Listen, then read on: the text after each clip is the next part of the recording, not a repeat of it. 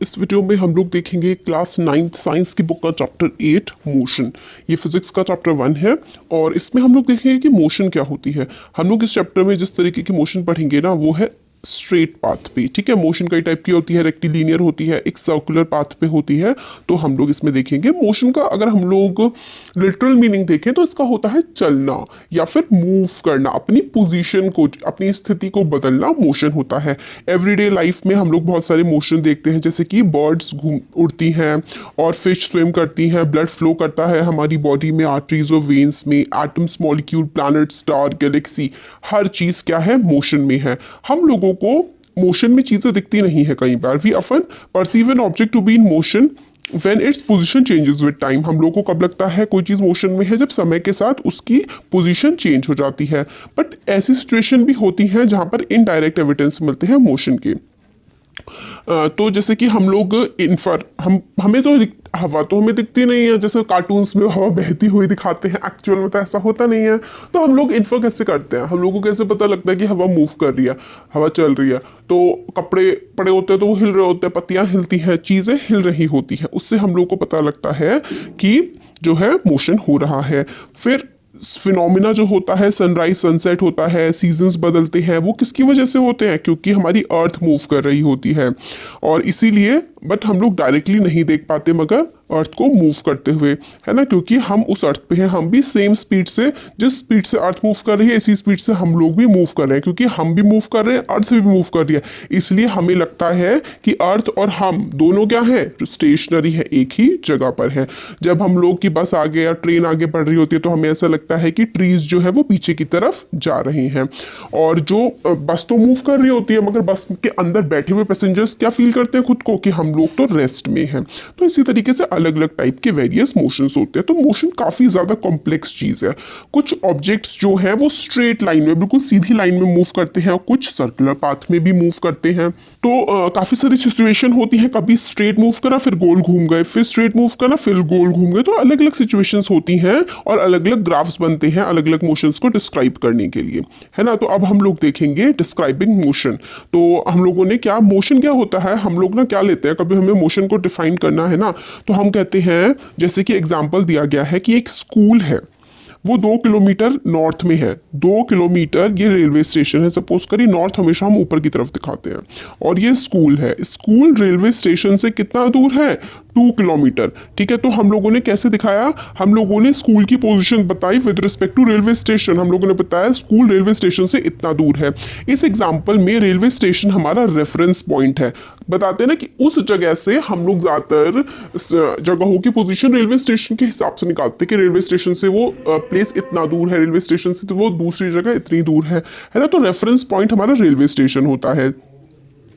हम लोग दूसरे रेफरेंस पॉइंट भी ले सकते हैं कि भाई उस स्कूल से मतलब केंद्रीय विद्यालय सपोज करिए केवी से जो है वो विजन वैली स्कूल इतना दूर है, या फिर विजन वैली से जो है पोस्ट ऑफिस इतना दूर है। तो रेफरेंस पॉइंट कुछ भी हो सकता है, बट हम लोगों को किसी भी ऑब्जेक्ट की पोजीशन को बताने के लिए एक रेफरेंस पॉइंट लेना जरूरी होता है। रेफरेंस पॉइंट का मतलब होता है कोई भी चीज जिस जगह से हम लोग आगे का पोजीशन, आगे की डिस्टेंस बता सकते हैं, वो रेफरेंस पॉइंट होता है। और जनरली हम लोग उसको ओरिजिन बोलते हैं। ओरिजिन क्यों, क्योंकि हम लोग वहीं से तो स्टार्ट कर रहे हैं।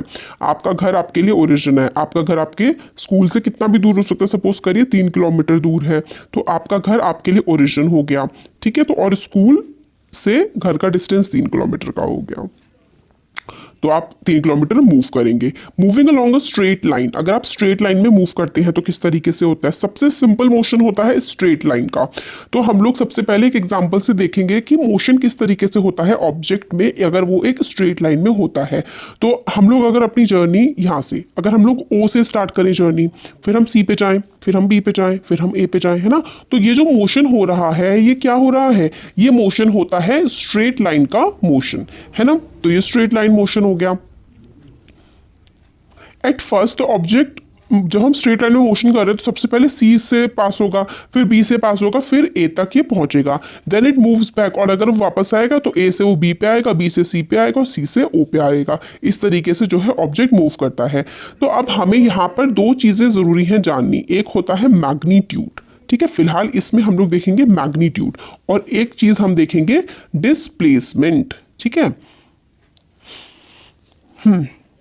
तो मैग्नीट्यूड और डिस्प्लेसमेंट ये चीज़ें बहुत ही ज़्यादा इंपॉर्टेंट है इस चैप्टर के लिए, और आगे अब हम मैग्नीट्यूड और डिस्प्लेसमेंट काफ़ी ज़्यादा आगे के चैप्टर्स में पूरी फिजिक्स में इस्तेमाल करेंगे। तो मैग्नीट्यूड ऑफ डिस्प्लेसमेंट 35 किलोमीटर है। इसका मतलब क्या है? इसका मतलब ये है कि ये देखिए, यहाँ से O पॉइंट से C पॉइंट तक जाने के लिए कितना डिस्टेंस ट्रेवल किया है? 25 किलोमीटर ट्रेवल किया है, ठीक है। और फिर उसके बाद अगर हम लोग देखें कि C से हम लोग A तक गए हैं तो कितना डिस्टेंस है? तो 60 माइनस 20, सी से अगर हम ए पे पहुंचना है तो हम 60 माइनस 25 कर लेंगे, है ना। तो क्या हो जाएगा? तो इसमें 5 माइनस 2 35। तो यहाँ से लेकर के यहाँ तक का डिस्टेंस कितना हो गया? 35 हो गया। तो डिस्प्लेसमेंट क्या होता है? पहले हम मैग्नीट्यूड देखते हैं। चलिए, मैग्नीट्यूड ऑफ डिस्प्लेसमेंट हो गया 35। डिस्प्लेसमेंट मतलब एक पॉइंट से दूसरे पॉइंट के बीच का डिस्टेंस, यानी कि एक पॉइंट से दूसरे पॉइंट के बीच में अगर हम जा रहे हैं ना, तो वो चीज़ होती है डिस्प्लेसमेंट। और जो वैल्यू होती है कि कितना आप गए हैं, एक नंबर होता है। मैग्नीट्यूड हमेशा एक नंबर होता है। तो नंबर क्या है? कितना दूर गए हैं? 35 किलोमीटर गए हैं। तो ये 35 किलोमीटर मैग्नीट्यूड हो गया। और ये आपने जो इनिशियल पॉइंट से फाइनल पॉइंट पे मूव किया है, इनिशियल पॉइंट वो होता है जहां पर आप होते हैं, और जहां आपको जाना होता है वो फाइनल पॉइंट होता है। तो इन दोनों के बीच आप क्या कर रहे हैं? आप डिस्प्लेस कर रहे हैं, ठीक है। तो मैग्नीट्यूड ऑफ डिस्प्लेसमेंट 35 किलोमीटर हो गया। It is not equal to length of path. तो टोटल लेंथ क्या है पाथ की? 0 से लेकर के 60। यहाँ तो 60 किलोमीटर है, फिर 60 से हम लोग 35, है ना, ए से फिर हम लोग यहाँ पे वापस गए तो ये 35 हो गया। तो 60 प्लस 35 कितना हो गया? यहाँ पे हमारा एक तरह से 95 बन जाता है ना। तो अब हम लोग को ये चीज समझ में आती है कि we will notice that the magnitude of the displacement for a course of motion may be 0 but the corresponding distance covered is not 0। तो आपको एक बात बहुत इंपॉर्टेंट है, मैग्नीट्यूड 0 हो सकता है। अब कैसे हो सकता है ये समझते हैं। आप इस पॉइंट, ये पॉइंट ए मान लीजिए और ये पॉइंट मान लीजिए बी। आप ए से बी पॉइंट पे गए, ए आपका इनिशियल पोजीशन है और बी आपकी फाइनल पोजीशन है, ठीक है। तो इनिशियल पोजीशन से फाइनल पोजीशन का जो मूवमेंट होता है ना, उसको हम लोग डिस्प्लेसमेंट कहते हैं। बट अगर आप लोग इस बी पॉइंट से वापस ए पॉइंट पे आ गए ना, तो आपका डिस्प्लेसमेंट 0 हो गया, क्योंकि आप इनिशियल पोजीशन पे थे और अब वापस इनिशियल पोजीशन पे ही आ गए हैं। तो इसका मतलब आपका डिस्प्लेसमेंट 0। आप स्कूल से घर आए, नहीं यहां से देखिए, आप घर से स्कूल गए तो आपका ये डिस्प्लेसमेंट हो गया। बट आप स्कूल से वापस घर आ गए तो आपका डिस्प्लेसमेंट क्या हो गया? आपका डिस्प्लेसमेंट हो गया 0। तो displacement can be 0 but distance can not be 0। आपका घर है, फिर आपका स्कूल है, आपके घर और स्कूल में 3 किलोमीटर का डिस्टेंस है सपोज करिए। तो आपने घर से स्कूल जाने में 3 किलोमीटर ट्रैवल किए, फिर जब आप स्कूल से घर आएंगे तो आप फिर से 3 किलोमीटर ट्रैवल करेंगे। तो आपका डिस्टेंस ट्रैवल कितना हो गया? डिस्टेंस ट्रैवल हो गया आपका 3 + 3 6, यानी कि 6 किलोमीटर आपने डिस्टेंस ट्रैवल किया है। बट आपका डिस्प्लेसमेंट 0 है। क्यों? क्योंकि आप इनिशियल पॉइंट से फाइनल पॉइंट पे गए और फाइनल पॉइंट से वापस इनिशियल पॉइंट पे आ गए। मतलब आप फाइनल रिजल्ट जब देख रहे हैं तो आप दोबारा से इनिशियल पोजीशन पे ही हैं। तो जब ऐसा होता है कि आप इनिशियल से फाइनल पे गए, फाइनल से वापस इनिशियल पे आ गए, तो डिस्प्लेसमेंट 0 हो जाता है। ये बात बहुत ही ज्यादा इंपॉर्टेंट है, ये बात आपको याद रखनी है। और दोनों के दोनों, डिस्प्लेसमेंट हो गया या डिस्टेंस हो गया, ये फिजिकल क्वांटिटीज हैं। मगर डिस्प्लेसमेंट और डिस्टेंस में क्या होता है? डिस्टेंस में टोटल पाथ कवर्ड, मतलब टोटल कितना पाथ हुआ है ना, टोटल आपने कितना मूव किया है, वो आप डिस्टेंस में मेजर करते हैं। बट डिस्प्लेसमेंट में आप सिर्फ इनिशियल पोजीशन से फाइनल पोजीशन के बीच में कितना गए हैं वो ही माना जाता है, सिर्फ और सिर्फ, ठीक है। अब ये हो गया distance covered by an object. To describe distance we need to specify only numerical value, not the direction of motion. अगर आपको अपने स्कूल से घर जाना है या घर से स्कूल जाना है तो आपको सिर्फ बीच का रास्ता बताना पड़ेगा और आपको डायरेक्शन बताने की कोई ज़रूरत नहीं है। तो सर्टेन क्वांटिटीज़, कुछ क्वांटिटीज़ ऐसी होती हैं जिसको आप सिर्फ नंबर में ही डिस्क्राइब कर सकते हो।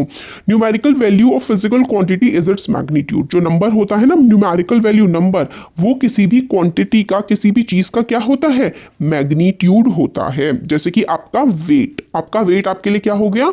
मैग्नीट्यूड हो गया। आपके वेट की कोई डायरेक्शन नहीं है, वो सिर्फ एक नंबर है ना, तो वो क्या हो गया? मैग्नीट्यूड हो गया।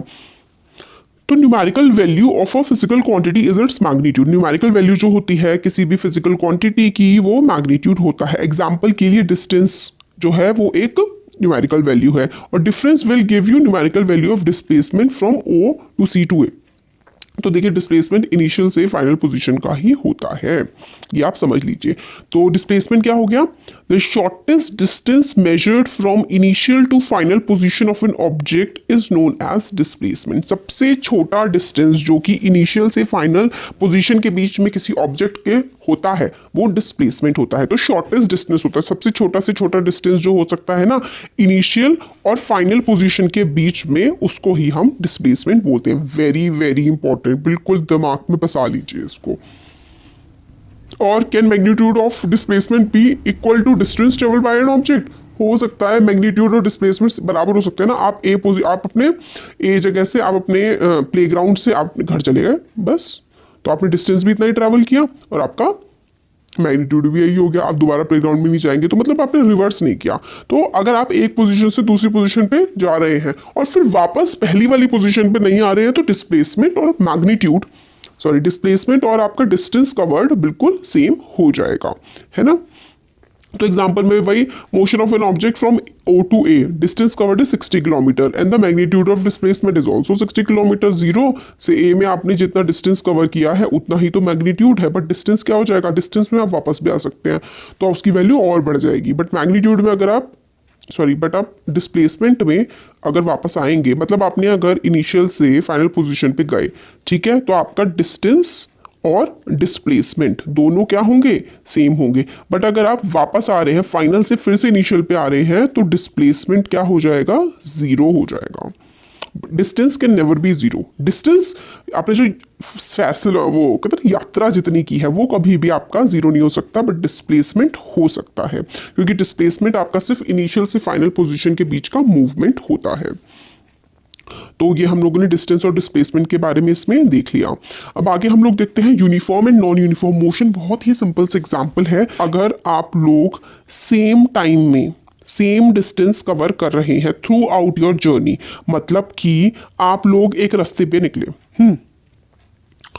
तो क्या होता है कि आपको 25 किलोमीटर ट्रैवल करना है। सपोज करिए आपको 25 किलोमीटर ट्रैवल करना है, तो आपने पहले 1 मिनट में 5 किलोमीटर ट्रैवल करे, दूसरे फिर अगले 1 मिनट में भी आपने 5 किलोमीटर ट्रैवल करे, फिर अगले भी आपने 5 किलोमीटर ट्रैवल करे, फिर आगे भी 5 किलोमीटर। मतलब आप सेम टाइम में सेम ही डिस्टेंस कवर कर रहे हैं। आप 5 मिनट में या 1 मिनट में 5 ही किलोमीटर कवर कर रहे हैं। हर 1 मिनट पे आप 5 किलोमीटर कवर कर रहे हैं, हर 1 मिनट पे आप 5 किलोमीटर कवर कर रहे हैं। मतलब बिल्कुल सेम, जैसे ही जो आपका टाइम है वही आपका आगे डिस्टेंस बढ़ता जाएगा। सिंपल सी भाषा में अगर हम लोग समझें, object covers equal distance in equal interval of time, it is known as uniform motion। मतलब ट्रेन अगर पूरे टाइम हर एक घंटे में ट्रेन 30 किलोमीटर ही कवर कर रही है, हर 1 घंटे में ट्रेन 30 किलोमीटर कवर कर रही है, मतलब अगर उसकी 5 घंटे की जर्नी है तो हर 5 घंटे की जर्नी है उसकी, तो हर 1 किलोमीटर में वो 30 ही किलोमीटर कवर कर रही है हर 1 घंटे में। और अगर वो अगले फिर 2 घंटे में 70 किलोमीटर कवर कर लेगी तो ये नॉन यूनिफॉर्म हो जाएगा। यूनिफॉर्म का मतलब होता है एक जैसा, बिल्कुल सेम टू सेम। तो इसकी डेफिनेशन हम लोगों को मिल गई है। Equal distance covered in equal interval of time is said to be uniform. मतलब बिल्कुल, अगर आपका 5 मिनट में आपने 10 किलोमीटर ट्रैवल कर रहे हैं ना, तो अगले 5 मिनट में भी आप 10 ही करो। अगले 5 मिनट में अगर आपने 11 किलोमीटर ट्रैवल कर लिए ना, तो आपका वो नॉन यूनिफॉर्म हो जाएगा, एक जैसा नहीं रहेगा। Equal distance travelled in equal interval of time is known as uniform motion. तो आपको क्या लगता है कि आपके डे टू डे मूवमेंट जो होते हैं वो यूनिफॉर्म होते हैं? बिल्कुल नहीं भाई, ट्रैफिक आ जाता है, आपकी कभी स्पीड तेज होती है, कभी स्पीड कम होती है ना। तो हमारे जो डे टू डे के मूवमेंट होते हैं ना, वो हम उसमें अनइक्वल डिस्टेंस ही कवर करते हैं इक्वल इंटरवल ऑफ टाइम, या फिर unequal distance covered in unequal interval of time, कुछ भी आप कह सकते हैं। तो ये नॉन यूनिफॉर्म मोशन होता है। Motion of a car, speed limit, कभी कार 40 किलोमीटर पर आवर से चल रही है, तो कभी 50 से चल रही है, कभी 30 से भी हो सकता है चल रही हो, तो कभी 70 किलोमीटर पर आवर पे भी पहुंच रही हो, है ना, सेम ही जर्नी में। तो वो नॉन यूनिफॉर्म मोशन होता है कि पहले 1 घंटे में सपोज करो कि 20 कर लिया कवर, 20 किलोमीटर, अगले 1 घंटे में, अगला जो 1 घंटा था, उसमें उसने 10 ही करा, फिर अगला जो घंटा आएगा हो सकता है कि उसमें वो 80 किलोमीटर कवर कर ले, कुछ भी हो सकता है। तो ये नॉन यूनिफॉर्म है। बट अगर सेम इंटरवल ऑफ टाइम में सेम ही डिस्टेंस कवर करे तो उसको हम लोग यूनिफॉर्म कहते हैं, और इसका उल्टा नॉन यूनिफॉर्म हो जाता है। अब measuring the rate of motion, rate of motion आप कैसे मेजर करेंगे? तो यही पर किलोमीटर आर, कि आपने कितने किलोमीटर कवर करे हैं एक घंटे में, या कितने टाइम में कितने किलोमीटर कवर करे हैं, वो आपका रेट ऑफ मोशन होता है। फिर ये जो फॉर्मूला है very very important, average speed is total distance upon total time. आप पहले भी आई होप पढ़ के आ रहे होंगे पिछली क्लासेस में कि जो स्पीड का फॉर्मूला होता है वो डिस्टेंस अपॉन टाइम होता है। तो अगर आपको बहुत सारे डिस्टेंस दे रखे हो, बहुत सारे टाइम दे रखे हो, बहुत सारी स्पीड दे रखी हो, तो आप कैसे निकालेंगे? तो आप सबका एवरेज निकालते हैं। तो average speed is equal to total distance upon total time. तो हमारा यहाँ पे क्वेश्चन क्या था? Measuring the rate of motion. हम लोगों को रेट, मोशन जो है ना उसके रेट को क्या करना है?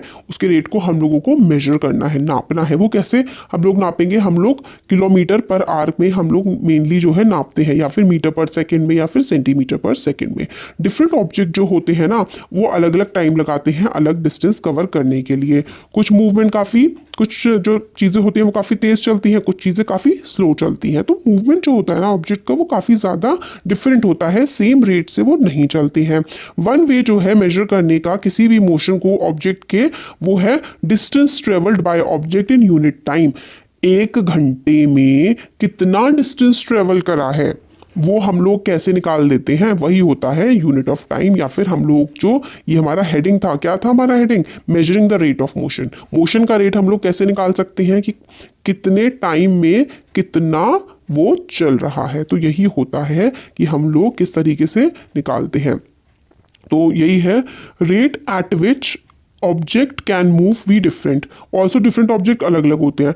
तो यहाँ से इसका आंसर है, देखिए, measuring the rate of motion of an object is to find out distance traveled by the object in unit time।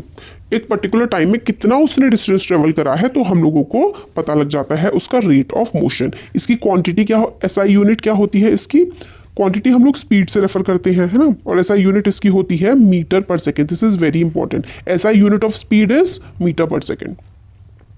आप और मीटर पर सेकंड में निकाल सकते हैं आंसर। ऐसा यूनिट तो यही होती है स्टैंडर्ड यूनिट, या फिर आप किलोमीटर पर आवर में निकाल सकते हैं, या फिर आप मीटर पर सेंटीमीटर पर सेकंड में भी निकाल सकते हैं। तो मीटर पर सेकंड, सेंटीमीटर पर सेकंड, या फिर किलोमीटर पर आवर में निकालते हैं। अब स्पीड जो है ना उसके लिए to specify the speed of an object हम लोगों को सिर्फ मैग्नीट्यूड की जरूरत होती है। The speed of object need not to be constant. मगर स्पीड जो होती है ऑब्जेक्ट की वो हमेशा कांस्टेंट नहीं होती, मतलब ऑब्जेक्ट जो है वो तो नॉन यूनिफॉर्म स्पीड से चलता है। इसलिए therefore we describe rate of motion of such objects in terms of average speed. Average speed के टर्म में हम लोग जो है किसी भी चीज का मोशन निकालते हैं। क्यों? क्योंकि कितने डिस्टेंस में उसने कितनी स्पीड से ट्रैवल किया, हम एक एवरेज निकाल लेते हैं कि अच्छा एक बार 50 था, एक बार 70 था, एक बार 30 था, एक बार 40 था। तो हम सबका एवरेज निकालते हैं कि अगर हम लोग एवरेज देखें तो एक स्पीड ये किससे ट्रैवल किया होगा। तो एवरेज स्पीड का फॉर्मूला होता है total distance upon total time. Very important. Speed को हम लोग v से, ठीक है, स्पीड का सिंबल जो है v है, डिस्टेंस का है ना सिंबल वो s ले रखा है, ठीक है। ऑब्जेक्ट जो है ना वो डिस्टेंस उसका हम s से लेते हैं, टाइम t से लेते हैं, और स्पीड हम v से लेते हैं। तो डिस्टेंस s, टाइम t, और स्पीड जो है वो v होती है। ठीक हो गया। Speed is equals to, average speed is equals to total distance upon total time. तो एग्जांपल ये है कि कार को 100 किलोमीटर कवर करने हैं 2 घंटे में, ठीक है, और उसकी एवरेज स्पीड 40 है। तो car might not have travelled at 50 kilometre पूरे टाइम, बट हम लोगों ने उसका एवरेज निकाल लिया है। तो इसके जो न्यूमेरिकल्स है ना वो तो हम लोग आगे वाले वीडियोस में देखेंगे। एक देख लेते हैं एवरेज स्पीड समझने के लिए कि ऑब्जेक्ट ट्रैवल 16 मीटर इन 4 सेकेंड। तो 16 मीटर जो है वो 4 सेकेंड में ट्रैवल कर रहा है, और अनदर 16 मीटर वो 2 सेकंड में ट्रैवल कर रहा है। उसकी एवरेज स्पीड क्या होगी? तो पहले तो हम इन दोनों डिस्टेंस को ऐड कर लेंगे, दोनों टाइम को ऐड कर लेंगे, फिर speed is equals to distance upon time में जो है फॉर्मूले में हम लोग वैल्यू पुट कर देंगे। Average speed is equals to total distance travelled upon total time taken. ऐसे करके हम लोग इसका आंसर निकाल लेंगे। तो स्पीड विद डायरेक्शन, डायरेक्शन भी होती है स्पीड में। तो rate of motion of an object can be more comprehensive, speed specifies its direction along with the object of motion. तो देखिए मोशन जो है ना ऑब्जेक्ट का हम लोग और अच्छे से बता सकते हैं अगर हम उसके स्पीड के साथ साथ, हम लोग कहते हैं ना कितनी स्पीड से चल रहा है, अगर हम उसकी डायरेक्शन भी बताएं तो हमें और ज्यादा अच्छे से चीज समझ में आएगी। तो quantity that specify both aspects is called velocity. तो स्पीड जो है वो हम लोगों को सिर्फ एक नंबर बताती है कि अच्छा इसकी स्पीड 14 किलोमीटर पर आवर है। बट अगर हम लोग वेलोसिटी बोले तो वेलोसिटी हम लोगों को स्पीड के साथ साथ क्या बताती है, डायरेक्शन। स्पीड के साथ साथ हम लोगों को डायरेक्शन भी बता देती है वेलोसिटी। तो velocity is the speed of an object moving in definite direction. Speed जो है ऑब्जेक्ट की वो अगर एक डेफिनेट डायरेक्शन में मूव कर रहा है तो वो उसकी वेलोसिटी हो जाएगी। Velocity of an object can be uniform और वेरिएबल। वेलोसिटी एक सेम भी हो सकती है और बदल भी सकती है जैसे स्पीड बदलती है। It can be changed by object speed. हम लोग कैसे वेलोसिटी को चेंज कर सकते हैं, या तो स्पीड बदल दे या फिर हम उसकी डायरेक्शन बदल दे या फिर हम दोनों बदल दे, स्पीड भी बदल दे डायरेक्शन भी बदल दे और या फिर दोनों बदल दे। ठीक है, तो ये होती है वेलोसिटी। वेलोसिटी होती है motion of an object with direction. Direction के साथ हमें डायरेक्शन भी पता है, उसकी स्पीड भी हमें पता है, तो हम लोग क्या कहते हैं उसको स्पीड नहीं कहेंगे, फिर हम वेलोसिटी कहेंगे उसको। तो ऑब्जेक्ट मूविंग इन, ठीक है, तो इसलिए ये क्वांटिटी क्या हो गई, वेक्टर। स्केलर दो क्वांटिटीज होती है, देखिए एक होती है स्केलर क्वांटिटी और एक होती है वेक्टर क्वांटिटी। तो स्केलर क्वांटिटी होती है ना जिसमें सिर्फ मैग्नीट्यूड होता है, ओनली मैग्नीट्यूड। अगर सिर्फ और सिर्फ मैग्नीट्यूड है ना तो स्केलर, मतलब डायरेक्शंस का हमें पता ही नहीं लग रहा है। जैसे कि speed, speed is a scalar quantity, हमें सिर्फ किसके बारे में पता है, हमें सिर्फ उसके नंबर के बारे में पता है। वेट, वेट हमें डायरेक्शन नहीं पता होती वेट में। एक एग्जांपल आप और ले सकते हैं, कॉस्ट हो गया, हमें डायरेक्शन नहीं पता। तो जिसमें हमें सिर्फ मैग्नीट्यूड पता है, जिसमें हमें सिर्फ नंबर पता है, तो वो स्केलर क्वांटिटी हो जाती है। बट जिसमें हमें डायरेक्शन भी पता है तो वो हमारी वेक्टर क्वांटिटी हो जाती है, जिसमें हमें स्पीड मतलब हम लोगों को मैग्नीट्यूड भी पता है प्लस उसकी डायरेक्शन भी पता है, नंबर भी पता है और डायरेक्शन भी पता है, तो वो चीज़ हो जाती है वेक्टर क्वांटिटी। तो वेलोसिटी ऑफ एन ऑब्जेक्ट जो है वो उसमें हमें डायरेक्शन भी पता होती है, स्पीड भी पता होती है, तो वो एक वेक्टर क्वांटिटी होती है। It is calculated in the same way as calculated average speed. हम वेलोसिटी भी एवरेज स्पीड की तरह ही कैलकुलेट कर सकते हैं। तो हमारे पास क्या होते हैं, वेलोसिटी कैलकुलेट करने के लिए एक हम इनिशियल वेलोसिटी लेते हैं जो स्टार्टिंग में होती है, और फिर एक वेलोसिटी होती है जो कि बिल्कुल लास्ट में जब ऑब्जेक्ट रुकने वाला होता है। जब ऑब्जेक्ट शुरू हुआ होता है, स्टार्ट हुआ होता है तो इनिशियल वेलोसिटी, और जब वो रुकने वाला होता है तो उसे फाइनल वेलोसिटी। इनिशियल वेलोसिटी को हम लोग u से दिखाते हैं, फाइनल वेलोसिटी को हम लोग v से दिखाते हैं। मैथमेटिकली एवरेज जो होता है ना वेलोसिटी का, एवरेज वेलोसिटी होती है initial velocity plus final velocity divided by 2। तो एवरेज वेलोसिटी का फॉर्मूला होता है initial velocity final velocity divided by 2। ठीक है, तो in case of velocity of an object is changing at a uniform rate. अगर यूनिफॉर्म बिल्कुल बराबर रेट पे वेलोसिटी चेंज हो रही है तो एवरेज वेलोसिटी हम लोग ऐसे करके निकाल सकते हैं। ठीक हो गया, तो u है इनिशियल वेलोसिटी, आगे बहुत काम आएगा, याद कर लीजिए। u है initial velocity and v is final velocity. तो हम लोगों ने यहाँ पे वेलोसिटी के बारे में देख लिया। वेलोसिटी में हम लोग मैग्नीट्यूड के साथ साथ डायरेक्शन भी पता कर सकते हैं किसी चीज़ की। अब न्यूमेरिकल्स हम लोग एक अलग वीडियो में देखेंगे, फिर आगे rate of change of velocity आ जाएगा कि किस तरीके से वेलोसिटी चेंज करती है। ग्राफिकल मोशन रिप्रेजेंटेशन ये बहुत इंपॉर्टेंट है, जो ग्राफ्स है ना ये एग्जाम में बहुत ज़्यादा पूछे जाते हैं। Velocity time graph is very important. फिर इक्वेशन ऑफ मोशंस जो है उनका ग्राफिकल मेथड से हम लोग सीखेंगे बनाना। फिर फाइनली हम लोग जो आपका सर्कुलर मोशन है वो देखेंगे, फिर न्यूमेरिकल्स इसके देख लेंगे। न्यूमेरिकल्स बहुत ज़्यादा पूछे जाते हैं। तो वीडियो कैसा लगा ज़रूर बताइएगा, अच्छा लगा तो लाइक करिए, चैनल को सब्सक्राइब करिए, फ्रेंड्स के साथ शेयर करिए।